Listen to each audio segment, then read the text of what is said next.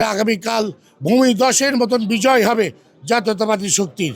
একটা বদ্ধ জেলখানার মতো আমরা ছিলাম। আমাদের একটি নামে মাত্র গণতান্ত্রিক দেশ ছিল। এত স্বতঃস্ফূর্ত এত এত শান্তিপূর্ণ নির্বাচন আমার মনে হয় যে ৩০ বছর পর আমরা দেখতে পাবো। বাংলাদেশের এবছর ৬ কোটির উপর তরুণ প্রথমবারের মতো ভোট দিতে যাচ্ছে। সবচেয়ে আনন্দের বিষয় এটি যে আমরা আবার একটি নিরাপদ স্থায়ী সরকার গঠন করতে যাচ্ছি। বাংলাদেশের মানুষ এবং এত স্বতঃস্ফূর্ত এত এত শান্তিপূর্ণ নির্বাচন আমার মনে হয় যে ৩০ বছর পর আমরা দেখতে পাবো, যার ভিতরে সুষ্ঠু এবং সুস্থতা থাকবে, যা পর্যবেক্ষণে আমরা পাবো। প্রাণ ফ্রুটো, সময় অসময় ফ্রুটোময়। সবচেয়ে বড় কথা হচ্ছে যে এই মৌলবাদী শক্তিগুলো আমাদের এশিয়ান পার্টটাকে নষ্ট করে দিচ্ছে। তাদের নিজস্ব এক ধরনের ভাওতাবাজি, তারা ইসলামকে ব্যবহার করে যেগুলো করছে, এটি সত্যি সাধারণ মানুষের জন্য অত্যন্ত ক্ষতিকারক, যা পরবর্তীতে আমাদের সংস্কৃতি, আমাদের রাজনীতি, আমাদের মনোকামনা, আমাদের স্বতন্ত্রতা, আমাদের ব্যক্তিত্ব কেড়ে নেওয়ার জায়গায় নিয়ে চলে যাবে। সেক্ষেত্রে বাংলার জনগণ তাদের ভোটের ব্যালটে নিশ্চয়ই তাদের অধিকারকে প্রতিস্থাপন করবে এবং জাতীয়তাবাদী শক্তি হিসাবে আমাদের যে নবপ্রজন্মের নেতা, তাকে আমরা স্বাগত জানাচ্ছি। নিশ্চয়ই তিনি তার বুদ্ধিমত্তা এবং ব্যক্তিত্ব দিয়ে আগামীকালকের ভোটে তার সম্পূর্ণতা দেখিয়ে জয়যুক্ত হবেন এবং আমাদের জাতীয়তাবাদী শক্তির যে সম্মান, যে শৌর্য বীর্য, তার মাধ্যমে আমরা এদেশের রাষ্ট্র গঠন করব ইনশাআল্লাহ।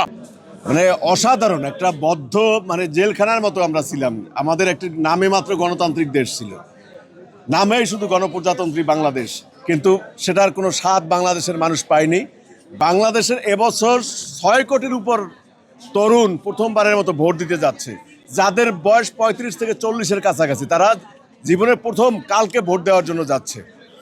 এটা নিঃসন্দেহে একটা আমাদের অনুভূতি। তো নিঃসন্দেহে আমরা আগে অভিজ্ঞ ছিলাম, ২-১ বার ভোট দিয়েছি। আর নতুন যারা দিয়েছে তারা খুবই এক্সাইটেড যে তারা ভোট দিতে যাচ্ছে। নতুন একটি গণতান্ত্রিক পরিবেশ, নতুন একটি বাংলাদেশের স্বপ্নে তারা আগামীকাল ভোট দিতে যাবে ইনশাল্লাহ। আমাদের প্রতিপক্ষ দাবিদার একটি সংগঠন ইতিমধ্যে এই ধরনের অনৈতিক কর্মকাণ্ডে জড়িত হয়েছে এবং লিপ্ত হয়েছে এবং তাদের সেই চর্চা শুরু করেছে। আপনারা দেখবেন আজকের বিভিন্ন সোশ্যাল মিডিয়া সহ বিভিন্ন মিডিয়ায় তাদের এই অপকর্ম ধরা পড়েছে এবং জাতীয় পর্যায়ে সেটা আলোচিত হচ্ছে। আমরা অত্যন্ত ঘৃণা জানাচ্ছি, নিন্দা জানাচ্ছি এই সমস্ত অপকর্ম যারা করছেন তাদের বিরুদ্ধে। আমরা আশা করি একটি গ্রহণযোগ্য পার্টিসিপেটরি ইলেকশনের জন্য আপনারা এই সমস্ত অপকর্ম থেকে নিজেদেরকে বিরত রাখবেন, জনগণের রায়ের প্রতি আস্থাশীল থাকবেন। আমরা সকাল থেকেই নির্বাচনী কেন্দ্রে উপস্থিত থাকব। যদি কেউ এই জাতীয় কোনো অপকর্মের সাথে জড়িত হতে চায় এবং আমরা যদি আমাদের দৃষ্টিগোচর হয়, অবশ্যই আমরা আইনগতভাবে সহায়তা নেওয়ার জন্য স্থানীয় যারা ডিপ্রিয়ার রয়েছে আইন শৃঙ্খলা বাহিনী, তাদের সহায়তা নেওয়ার চেষ্টা করব। এখন পর্যন্ত আইন শৃঙ্খলা পরিস্থিতি সন্তোষজনকই বলা যায়, অসন্তোষজনক কিছু এখন পর্যন্ত হয়নি। যদি কেউ আপনার আইন শৃঙ্খলার অবনতি করতে চান, সেক্ষেত্রে বাংলাদেশ জাতীয়তাবাদী দল তাদের নেতাকর্মীদের নিয়ে সবাইকে এই ধরনের অপকর্ম যারা করবে তাদেরকে প্রতিহত করবে। আগামীকালের নির্বাচন সত্যি বলতে উৎসব মুখর, যেটা আমরা বুঝাই। আমরা মুসলমান, আমাদের যেমন ঈদুল ফিতর, ঈদুল আজহা, তার থেকেও অধিক উৎসব মুখরভাবে এদেশে ধর্ম বর্ণ নির্বিশেষে হিন্দু, বৌদ্ধ, খ্রিস্টান সবাই একসাথে মিলেমিশে আমরা সুন্দর একটি ভোট আগামীকাল প্রদান করব এবং নির্বাচিত করব একটি সুষ্ঠু সরকার। এবং সেই সরকারটা হবে অবশ্যই আপনার মৌলবাদীদের বিরোধী। আমরা দেখেছি মৌলবাদীরা জান্নাতের টিকিট দিচ্ছে, মৌলবাদীরা বিকাশ দিচ্ছে।